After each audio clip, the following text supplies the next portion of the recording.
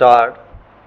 Mr. Speaker, Sir, I welcome this opportunity which has been provided by this Honorable House to discuss this statement which I made the other day before the Honorable members. I welcome this opportunity for two reasons. First, it gives me an opportunity of removing some misgivings which are entertained by the honorable members. At the same time, it will also give me an opportunity to clarify some of the details of this statement which I have made before this house.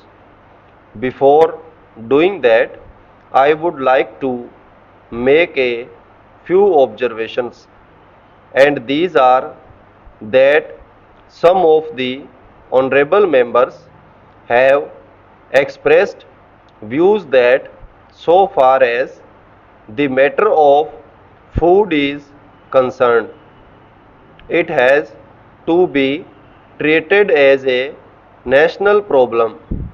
I do agree with those honorable members who have suggested that so far as this problem is concerned, let us have a national outlook and let us not bring politics into it, and let us try to see how we can overcome the difficulties with which are faced, how we can make food available to our people at a reasonable price, and how we can help in the increased production of food grains and cereals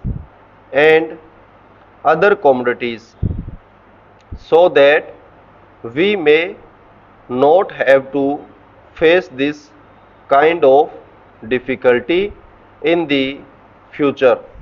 Sir, the second thing which I would like to point out is that I think the time has come when should be clear in our mind that this is not because of preconceived ideas that we had placed a certain policy before this house and before the country last year. We thought that the policy of takeover would help us in having an effective control over the surplus, so that there may be no scope for speculators on the one hand, and there may be no distortion of prices on the other hand, and it may be possible for us to provide the food grains which are the essential commodities for the existence of our people at a reasonable price to our people, and particularly the vulnerable sections. That was the main objective or idea underlying this policy. So far as procurement is concerned, that was a procedure in order to implement that particular policy. When some people say that we have reversed our policy or that we have surrendered our policy regarding food grains, I do not agree to such a view so far as my friend Mr. Mishra is concerned, and so far as my friend Mr. Madhu Limai is concerned. They did not accept much good out of the policy which we have enunciated this time, but they have not told us what is the better policy which can serve the objectives which we have placed before ourselves. Sir, I would like to point out one thing. There is no question of surrender and there is no question of reversal in our policy. I can reiterate and emphasize that so far as this government and our party are concerned, we accept the socialist path as the proper path for the purpose of development and progress of this country. We are very clear about this. We shall pursue this path.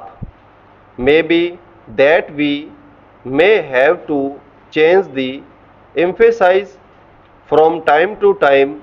Maybe we may have to change the direction from time to time. But we hope that the goal that we have set before ourselves will be achieved in the long run. Now, the question before us is this: why did the policy which we had placed before the House and was accepted by it was not a success? I can give you a number of reasons for this.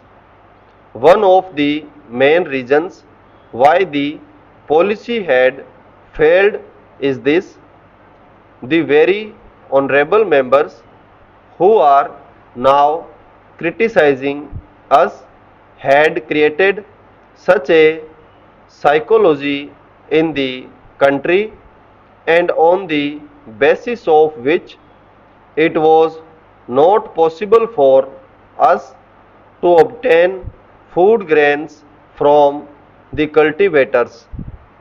Sir, it is not possible for the farmers to claim their livelihood from farming alone, as they do not have the facilities to grow crops throughout the year in every area. They remain ideally for several months in a year. How can they meet their family expenses when they have no work? In order to generate employment as well as purchasing power, the government should create jobs of some kind or the other. In this connection, I would like to stress on dairy development, dairy development. If the rural people get facilities like loan to buy good variety of cows and buffaloes, and also some help under the centrally sponsored scheme, they will be able to produce milk and milk products. Therefore, I urge the government of India to pay adequate attention to promote dairy in different parts of the country. I hope the government will pay attention. Stop.